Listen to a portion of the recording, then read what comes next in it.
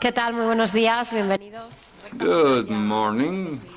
This is the last stretch of the FICOD 09, and then this plenary session is a really sweet one. We have the honour of having with us today NOLAN BUSHNELL, the founder of Atari and the father of modern video games. His story is so interesting that it's going to be shown on the big screen with Leonardo DiCaprio in the starring role. And looking at his inventions, many of us have remembered the games we played with, but we're not going to be talking just about the Atari games or the games of the past, but the future. What is the future role of the video games industry that Mr. Bushnell was a witness to at the start, and is there still a gap in the market? What difficulties are facing video games in the future? So a warm welcome, please, to Mr. NOLAN BUSHNELL.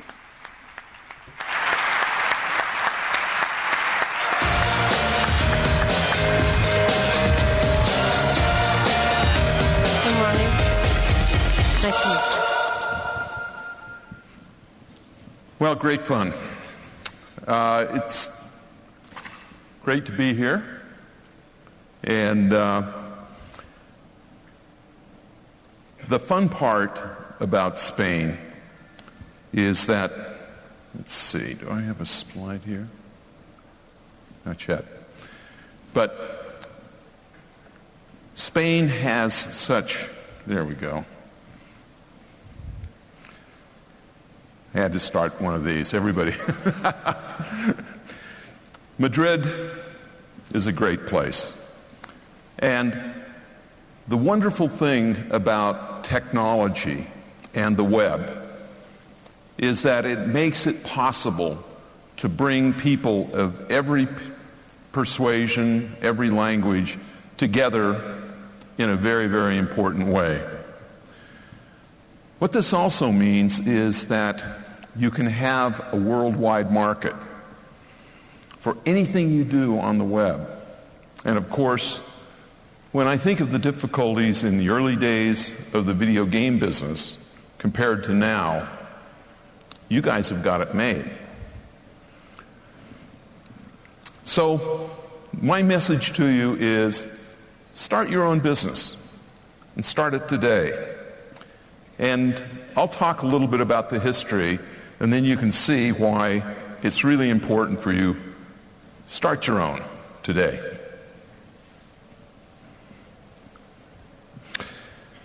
In early history, when I was in college, I worked at an amusement park. And the amusement park was typical things, and it had an arcade. And the arcade was like any other arcade at the time, except I was going to school and looking at computers. This was a guy named Dr. Evans, who was hooking video terminals to computers. Hadn't been done before. This is a PDP-1. This is the first computer I actually got my hands on. This was 1965. And so here is the chronology of the history of the video game business. And I'll go a little bit deeper in this. I programmed my first game in 1966 on the PDP-1. But before that, a guy named Willie Higginbotham at the Brookhavens Labs actually did a video game on an oscilloscope. Now, the oscilloscope was small, and he did it sort of as a demonstration of technology. But I actually think he was the guy who started the whole thing. And then came what I think is the most important part. In 1961, Steve Russell at MIT created Space War on the PDP-1 on those big round monitors. This is what inspired me, because in college, we would get up in the middle of the night because you could get free computer time from like midnight until 5 in the morning. This was not good for my grades, but we would play, and I knew that somehow, if I could get these kinds of games into the amusement park, it would be a good business. And so my innovation, if I would, is I said, I think I can figure out how to make these games very, very cheap. And so this was a game that was called Computer, and it was a company called Nutting Associates. And this wasn't a computer at all. This was actually a slide projector with film playing a trivia game. But they agreed to take my license, and this was my first game. It's called Computer Space, and it was in 1970, and it was a game of rocket ships, flying saucers, much like Steve Russell's game, but it was put on a special purpose computer which was made really not as a von Neumann architecture, which for you guys, it didn't really have a program. It was a hardware signal generator, and it was the only way you could make it go fast enough in those days. This picture shows two innovations. One of them was Pong, and the other is the polka dot shirt. The polka dot shirt did not catch on, and but on the left is my partner Ted Dabney, who did all the sound circuitry and the interface to the television. I did all the hardware. The guy next to us was our vice president of finance, and Al Alcorn, the guy on the right, is actually the guy who did the hard work and created Pong using some of the other stuff. Then came this Magnavox Odyssey game in the home, and then we did Consumer Pong in 1976. Again, the sweater was a fashion statement. And then we did the Atari 2600. And people don't understand that the microprocessor was invented in 1974. So the games, all the games that came before that were not based on microprocessor technology. It was all based on what we call transistor-transistor logic, or TTL. In fact, the microprocessor was not strong enough to be any good until 1977 with a unit called the 6502, which was the core to this. And Steve Jobs and Steve Wozniak, the chairman, the head of Apple Computer, was working for me at the time. And they were engineers. They were helping me out. And we taught them actually about the 6502. They took the 6502 and turned it into an Apple computer.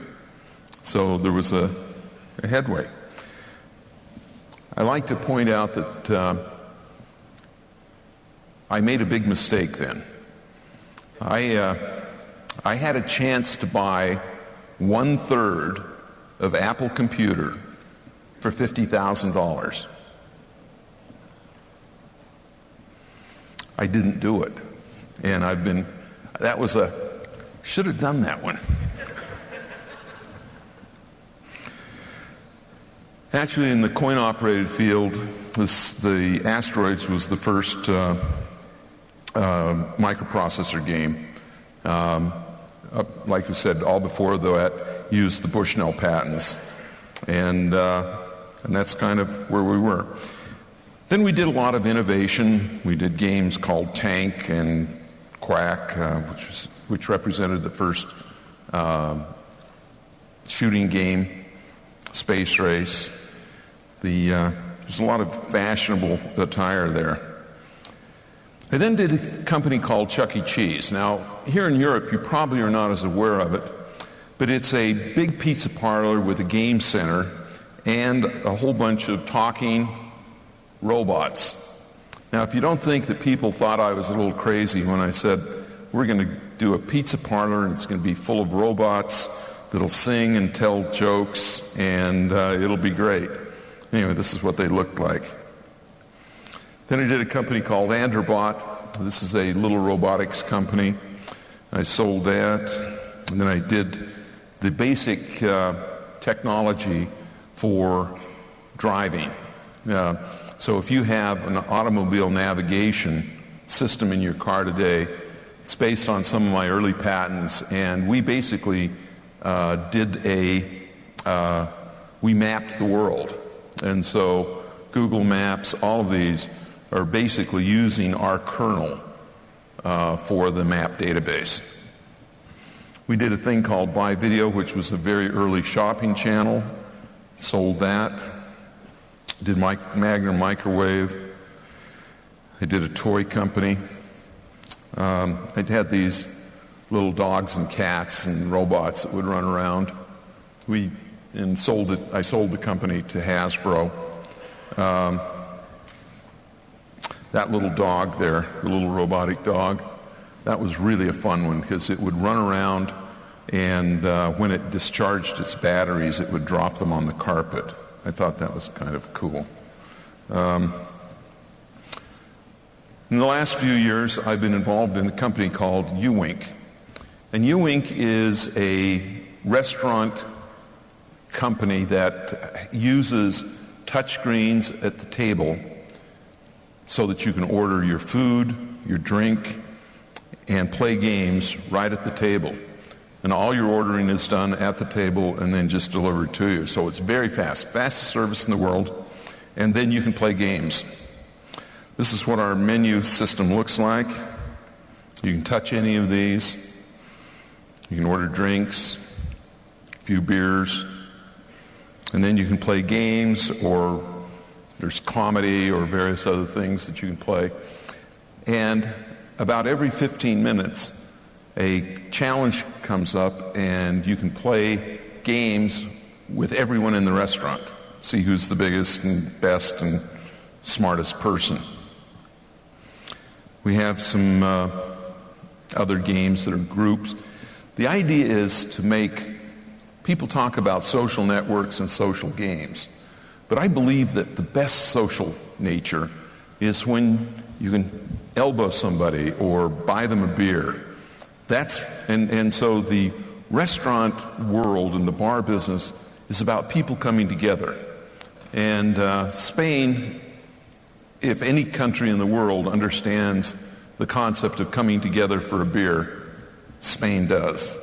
And and so we have these games that are very, very fun for people to play in groups. Okay, let's talk about today a little bit and some of the opportunities that we have. Of course, there's the regular video game, Blast Apart. This is a game called Battle Swarm. It's a game of aliens against bugs. World of Warcraft, you all know about, which is a massive, massive game. This game probably right now has created over $20 billion worth of value, and it just keeps getting stronger. I think you want to keep your eye on mobile gaming, whether it be the iPhone or Android. The reason that becomes so important is because the smartphones are not just going to become a communication device and an internet device, but it will create the platform for some really, really cool things, and I'll talk about those in a few minutes. One of the other things that you want to think about is skill game wagering, where you can wager a certain amount of gold on an outcome. And when you're dealing with intangible goods, it's legal in most parts of the world. This is fast becoming a multi-billion-dollar marketplace, just simply skill game wagering. So watch this space a lot. as an opportunity coming forward. What exactly are virtual goods? Virtual goods are items that you can buy in a game, in a space, that are just digital. So if you are in Second Life, you can buy land. But you maybe want to build a house on that. And then you may want to put a picture on the wall. And all of these things you can buy, but they're just virtual goods. In China right now, there are a whole bunch of games that are called free-to-play, pay-to-win, which means you can play the game, but if you really want a good sword or a great shield or wonderful armor, you need to buy it. And so that's increasingly a way to monetize games in other worlds. And this is very, very important for countries that are looking for new ways to monetize their units. Spain has a very interesting opportunity. There are 130 million Spanish-speaking people in the world. That's a very, very important part, a very important set of relatively affluent, very, very curious, and internet-savvy people. Wonderful market, and I would really suggest virtual goods as an opportunity. You can go into stores like H&M and you can buy a virtual dress and virtual shoes. And as a guy, I can honestly say I have never really quite understood women's fascination with shoes. Like, I never need more than 3 or 4 pairs of shoes. But my daughter and my wife, they can go through 6 pair of shoes from the time they get up until noon. And then somebody described to me, they said, women and shoes are exactly like men and tools. Like, if I'm in a hardware store and looking for tools, if there's a cool tool there, I will buy it. Not because I have any project for it, but I know that someday I will. And once they made that comparison, I started to understand a little bit this whole thing about women and shoes. This is a game out of Korea. People have been talking a lot about the social networks, and social networks, whether they're being worked on MySpace or YouTube or Facebook and pulled out into your iPhone and the various other things, are creating massive amounts of wealth. A company that spent less than $500,000 building a product for MySpace or for Facebook was just recently sold for $400 million in 2 years. So try it. There's a little company out of Seattle. It's 2 people in a garage or in a basement, and they created a little game called Bejeweled. That Bejeweled right now has earned more than $700 million, and it was written by 2 people in 30 days. Tetris was written by 1 fellow in Russia on a very, very weak computer that he didn't own. It has since then raised $1.7 billion in sales. Tetris. That's pretty good leverage. So, what you need to do is go home from this conference, go into your basement or your bedroom, invent a video game, and get really rich. Sounds easy. This is the Bejeweled clone. Versix is an immersive physical game system that my son is actually designing. And what it is, it's a mashup between a game system and a physical world. For example, the first room, you have to go through a security lock. And so you have to step over the beams, around the beams, through them, and you have to do it as quickly as possible because you're being timed. You then go from room to room along with a story. And in this particular space adventure, the dirty, rotten guys from the other side of the galaxy have shut down your space lab. The space lab is no longer operational. They introduced a virus into your robotic crew. Your job is to go up into space, fix the space lab, getting through the security lock, recharging the reactor, starting the reactor up, and escaping. If you don't, you die. So, sounds fun to me. In the next few years, and my daughter thinks that this is creepy, but I believe that bioimplants are going to be an extremely important part of our life. And this is a system that does the testing of the motion of a hand.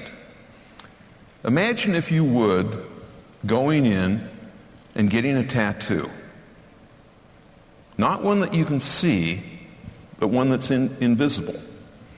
And once you have that tattoo, you can now text by doing this. So you no longer have to have a phone. It's built into you. The secondary keyboard is your mouth. You will be able to have implants into your teeth so that you can actually send a text message with your tongue. And you say, well, I'm not going to do that. How long do you think it's going to be before that becomes common? I will bet that half of this audience has a bioimplant within 8 years. So you can write that down and email me and say you're crazy. Or you can say, gee, it really happened. 8 years. Augmented reality and other bioimplants, and you say, gee, there's something strange about that woman's eye. What is it? It's that. These are contact lenses that are actually able to put images onto the retina so that you are constantly plugged in. This is what it looks like. It's in the lab today, and it works. 50% of you will have these contacts within 8 years. And what will that do? It will say, what do you use them for?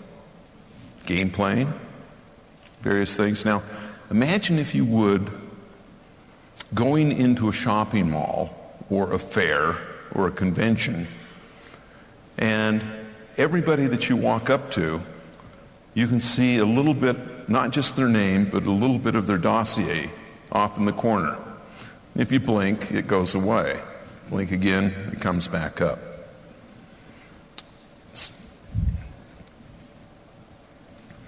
This is another view of a built-in calculator into your arm.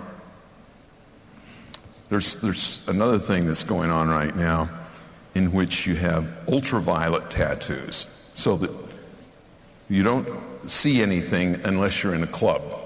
And then all of a sudden you sparkle and dance. I don't know whether I like that or not, but somebody will. Now this is a little bit extreme. This is some of the things that has been used to test the effects of those contact lenses that we were talking about. This guy can actually walk around. The thing on his head is actually a motion detector so that the computer knows the attitude where he's looking. So if you know, anytime you have a image, there are actually 6 variables: X, Y, and Z, yaw, pitch, and roll. And if you have those, you can tell where you are and what direction you're looking. Then, if you have a good 3D model of the world, you should be able to overlay information that's pre-stored. Very important if you're going to be repairing something. Boeing has been playing with this system for years and years, in which they've found that they can increase the productivity of their service technicians by an order of magnitude just by giving them real-time information based on where they are. As it gets better, these systems get more complex and actually simpler, but now they can be turned into gaming systems that are really fun. This is a word that you're probably not acquainted with, but it's getting to be very, very important for games in which you have objects, physical objects, that are important for gameplay. This is a game that came out of Japan, in which these units all have a fiducial in the bottom, and with overlay, the computer sees those, and those become part of the interactive game system. This is an area that is getting to be very, very interesting and fun. Like this screen is an overlay of a game board that's under it, and it's putting secondary images on top of it. This is another way that people are using fiducial markers to create new gesture technology fun. Of course, what we'd really like to do is not have to worry about such things as hands and feet and that. Let's just connect right into the mind. It turns out that there's a whole bunch of work going on in this area. The problem is right now it's way too slow for most of the gameplay that you see. They're making it better. There's a lot of work going on in that space. But I believe true mind control is probably still 15 years away, maybe 10. Robot technology is something that has surprised everyone as to how slow it is. I believed that we were going to have robots running around serving coffee, being entertaining 10 years ago. Turns out there's some really hard problems to it. This is what we call a hacked Roomba. Roomba is a little robotic vacuum cleaner that has a certain amount of marketplace. And of course, like everything else, it's been hacked and turned into a game. And this is actually a fun game in which they actually created a series of Roombas to play Pac-Man. And it does a relatively good job. You can steer the one, and then the ghosts come and try to eat you after that. Excuse me. Then we have the robot challenges. And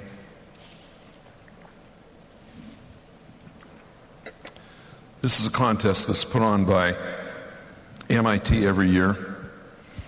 And to see the kind of robotic talent that we have in the world, it's amazing. And I actually believe that for gameplay, for fun, and for utility, that robotics education is really important for your schools today, because I think that's the coming and a very big emerging part of the world. The public spaces, and what's happening is the world is becoming very blurred as to what is exactly a game. And what is happening is increasingly art and games and experiences and public spaces and public interaction is all getting mashed together, so that the public spaces, you have group games, like in a bar or restaurant. But more than that, this is a game that's actually being played using cell phones in a city. And every one of those items is a player who is either on your side or an enemy. And you can go around and you're trying to find people and take a picture of them. And once you take a picture of them, you steal their aura, which of course is very bad. And there's a lot of work going on in this area. I mean, can you imagine downtown Madrid, 200 people playing a virtual reality game like this? Public spaces. Is this a piece of art or is this a game? Turns out that this is an interactive piece of art that has a lot of characteristics of gameplay to it. And it's hugely, massively successful. Because people want their art now to do something, to have fun. This is an installation. There's a get-together called Burning Man. It's in the Nevada desert every summer. And it's about 50,000 people build a city and create art and create games and create fun. And this is one that is called Cubitron. And these are people actually laying in the sand, the playa dust, and interacting with this unit that is really, really cool. Every one of those lights can hit any of 256 colors, and so you can actually create 3D images, moving, interacting with what you're doing. This is a completely interactive system. What's gesture tech?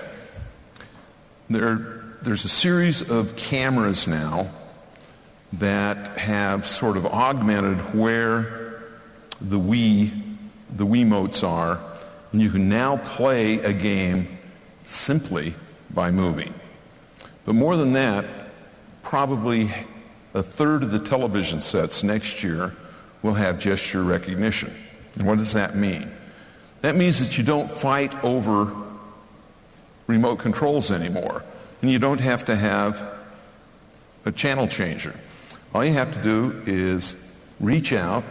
If you want to have the channel go up, you do this. If you want it to go down, you do this. If you want volume up, you do this. If you do volume down, you do that.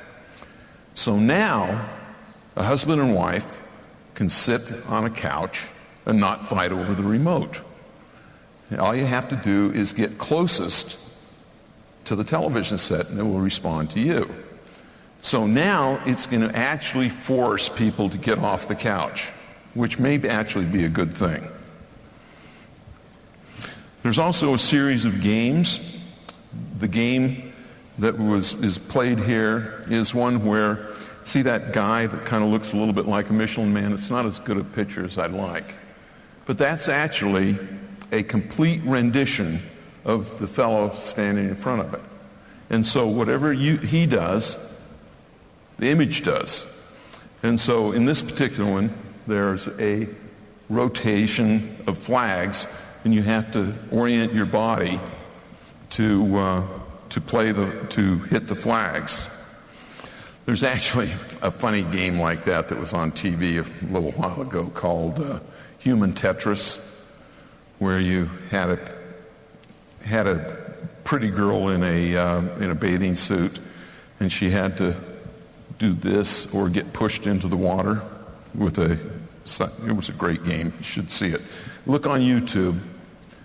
Look up Human Tetris. It's very entertaining. This is a further gesture tech system with a virtual reality component. It's very fashionable, and you'll be able to wear that to any disco and have a really good time. But it gives you an idea, because this has the advantage not just of picking up your signals, but also feeding back. These gloves are such that if you reach out, you can actually feel like there's an object that isn't there. You can tell whether they can program it to be covered with sandpaper or squishy. It's really cool stuff. These are haptic devices, that is, they feed back systems. So this is a fellow who is doing some surgery right now. And so the actual scalpel is being driven by a robotic hand steered by this. This is one for game technology. It's called a Falcon. And you can play a game and feel what you're touching. It's very cool. You can buy one for about $150. Of course, having great big displays are going to be only important for this. Most of the time, you're just going to have your glasses on, and they'll be hooked into the web, and that'll be enough, so that all of you guys can just be sitting there, and it won't be as convivial, but we can overlay and have your friends show up in virtual mode as well. I'm not sure if this is going to ever happen. Some of us think that newspapers are really kind of going to be a difficult thing. I find that I get most of my news today on the web, and that the newspapers are yesterday's news. Cloud gaming. What does this mean? There are 4 competing systems of playing games in the cloud. And what that really means is that the rendering, which is when you buy a really, really go-fast game computer, it has a very good rendering engine. Sometimes the rendering engine card can cost almost as much as the computer. And so by putting those in a server, you get some very interesting advantages in that you can click, click, click, and you can change games like changing a channel without worrying about it loading, and you can take a computer that is really, really crappy, and you can play the hottest games just in your browser. And you will see these popping up next year, and you will be able to subscribe to them and play the hottest games on whatever you want to play on. The other part that is expanding very quickly is educational games. School in most parts of the world no longer works. There's There's massive dropout rates all over the world. There are people who are not being educated properly.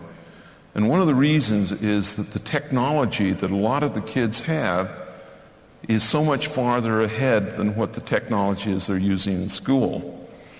And so what people are finding is that kids learn through gameplay, and that the more the schools are able to integrate gameplay technology and methodology into the curriculum, the kids are engaged, they learn faster, and it's an area that's growing. The U.S. military only teaches language through gameplay now, because they get an ability to teach not just language but culture, and they've taken a typical soldier and they can teach a language 3 times faster using an immersive game technology. There's all kinds of things that are coming along. And is this a test or is it a game? Well, it's trivia. And if you score it in a fun way, people think of it as a game. If you did this on a piece of paper and a pencil, they'd say, oh, this is school. This is no fun.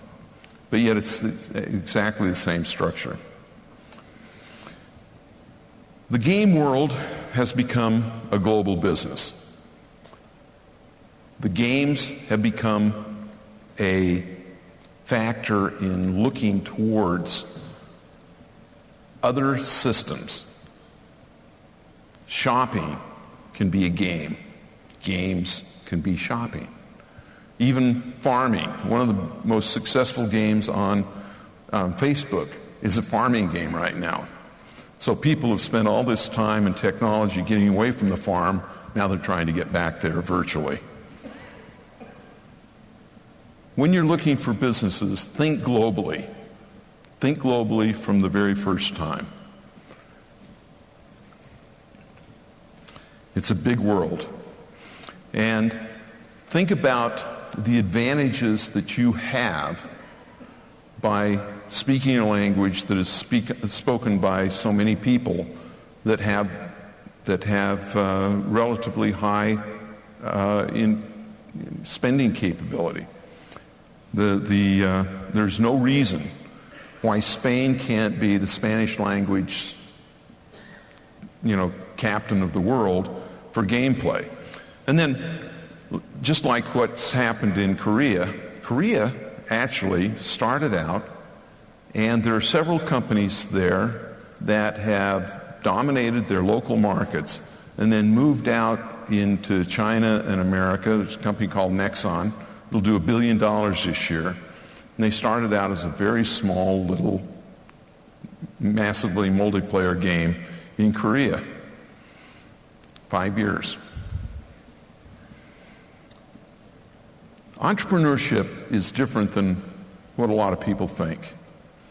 I've started over 20 companies, and it's not as hard as you think. It's about choosing your friends very, very carefully. Your team is the most important thing, and you probably are working with them right now. And all you have to do is say, we should do this. And start working on it. You don't need to quit your job. The guys that did Bejeweled, all 3 of them had jobs that were going on. You can't often hire yourself until your company is successful. But choose your team with care. And always think about a business. Too many people think about a product, and sometimes products, whether it be online or not, are just not enough. You need to think about, what is the business? Getting people to come to my site isn't enough. I've got to be able to monetize it. And if I can't monetize it, I shouldn't do it. It's like your ego. Don't let your ego get in the way of your business sense. Figure out a way to monetize things. I believe in the one-pager. And the one-pager is, what is the essence of what you want to build when you're starting your company? Don't start with your business plan. Start with the product. Start with the one-pager. The first page, you take the attitude of, what are the big ideas that are encapsulated in what I'm going to do? Because the front page, I've got 10 seconds to communicate what it is that I'm doing. The front page has one goal: get the person to pick up and turn it over, where the details of your plan are shown. If you can do that, you save 90% of what's going on. So many companies start building the product, creating a business plan, without a tight definition of what they're actually trying to build. And they don't do the one-pager, they don't do the sales sheet until the end, after they're ready to go to market. It's exactly the wrong way. You should always start with the form, fit, function, the unique selling proposition of whatever you're doing, and you need to be able to blow that up into the one-pager. Try it and you'll be much more successful. Today, you have to decide whether you're going to be a tool or a tool maker or a tool user. If you want to get into the massively multiplayer online game business today, you can do it by being a tool user. And guess how much it will cost you for those tools that have cost many millions of dollars to build? Zero. You can right now sign up and get a license to the Unreal Engine, which is one of the best, for nothing. And so you say, wow, how do they make money? Well, you have to agree that any game that you publish, that they get a percentage of the revenue. Very fair. So you get the engine free, you build it, you build your game, and you give back part of the revenue. Using this methodology, I believe that a company with zero cash and 5 people in a room working part-time, weekends and nights, could build a game that might have a value of $1 billion. Because all the work has been done for you. The tools are there. There's some wonderful tools for flash game development right now. Again, they're free. You just have to look at them.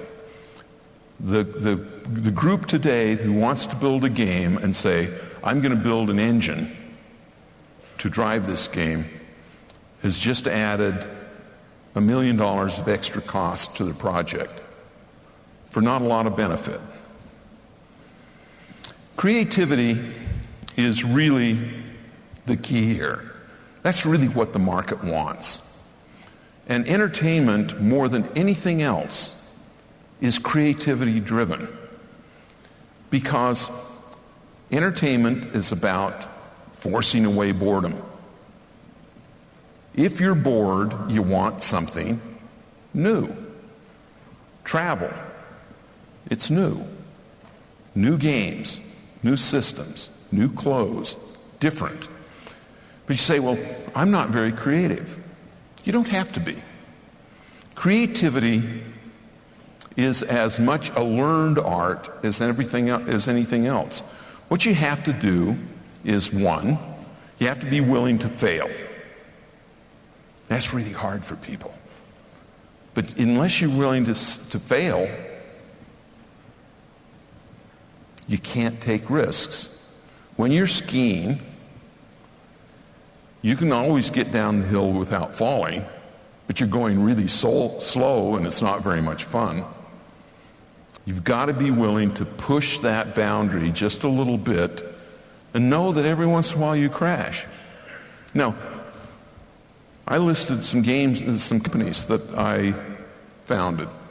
Did you know that of the 20 games or companies that I formed, I consider 6 of them to be absolute failures? I usually lie about it, but it's true. The robotics company, I put $28 million of cash, my own money, into the company, and I sold it for $2 million. That's not a lot of fun. So creativity, you need to push on it. And creativity isn't about all of a sudden the light bulb going off or all of a sudden having a shower. I like to say that everybody who has ever had a good idea or a shower has had a good idea. Somehow they tend to come there. And the whole idea of people saying, well, that guy stole my idea. When you get an idea, it's not yours. You have to work and you have to invest in that idea. It's not the guy who gets the idea in the shower. It's the person who gets out, drives himself off, and starts working on the project. That's when you start to invest in the idea. And you'd be surprised how many people don't do that. One of the ways that you can force creativity is to go to trade shows. You have a beautiful trade show area down here. Have you ever thought about going to a machine tool trade show? Go to a materials handling trade show? Go to an automotive trade show? Go to a grocery store trade show? Go to a fashion trade show? Go to a shoe trade show? What happens is a trade show is an encapsulation of an industry. And in one day, you can learn so much about that business that, it's just a cornucopia of ideas, many of which have not been done in the particular industry that you're operating in. I think that trade shows are probably the best way for someone who wants to start a new business to get an idea. If you can go through 10 trade shows or 5 trade shows of different types and not get an idea of a business, you're brain dead. Now, some of you may be, but I don't know. I'm giving an account, the element of the doubt. But go to trade shows. Next trick that I use are tables. You say, tables? What do you mean? Well, if you try to create things on 2 axes, and so, like in this case, I've got mobile tiny, mobile max, 0.5 meters, that's the distance of viewing. And then you have down various other activities. If you were to fill in what a definition of all of these other things, you will find that there are three squares in this location that have ideas that I think could be businesses. So your homework is you do this at home, fill out all the things, and then you can email me the results, and I'll start a business and make a lot of money. Or do it, start it yourself, and you can make a lot of money and tell me to kiss off. Either one. Another trick are charts and graphs. What's this?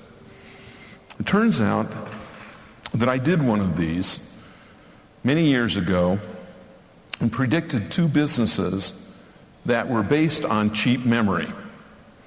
I didn't do anything about them but I actually predicted the MP3 player. Because I said, at a certain point in time, it will be possible to hold in your hand enough music that is cheap enough that you will be able to have a really, really good thing that's much better than a Walkman or a disc, and you can build them into your glasses and that sort of thing. And I didn't do it. But there's all kinds of charts in which you plot price, and then you project when something is possible. And you know that in another 3 or 4 years, MIPS are going to increase. A lot of the stuff that I'm talking about are going to be cost effective. It was just 2 years ago, that gesture thing that I was talking about, that camera cost $6,000. Well, you can do that in a restaurant or an amusement park. But now, the cost has dropped to the point where they can hook it onto any television set. Those are the sorts of things that if you can track, you can predict the future, and if you can predict the future, you can create a really powerful business. So the future is yours. I will tell you that a company bigger than Microsoft, bigger than Apple, bigger than Dell, bigger than Yahoo, hasn't been invented yet. And it might be in your bedroom today. And the only determination of whether or not that next big thing, remember that Google started in a dorm room. Dell started in a dorm room. Steve Jobs and Steve Wozniak from Apple quit Atari because they thought the chairman was stupid and started Apple. These are all things that started with very young people with an idea. They started it, they pushed it every day, and that can happen to you. And it's really, really a fun ride to start out a business and write it and sell it and write it and sell it again. And I can assure you that I've got 5 or 6 different businesses in me right now, and it's when your work's your play is your work. And I would advise you to have as much fun in your life as I've had in mine. Thank you very much.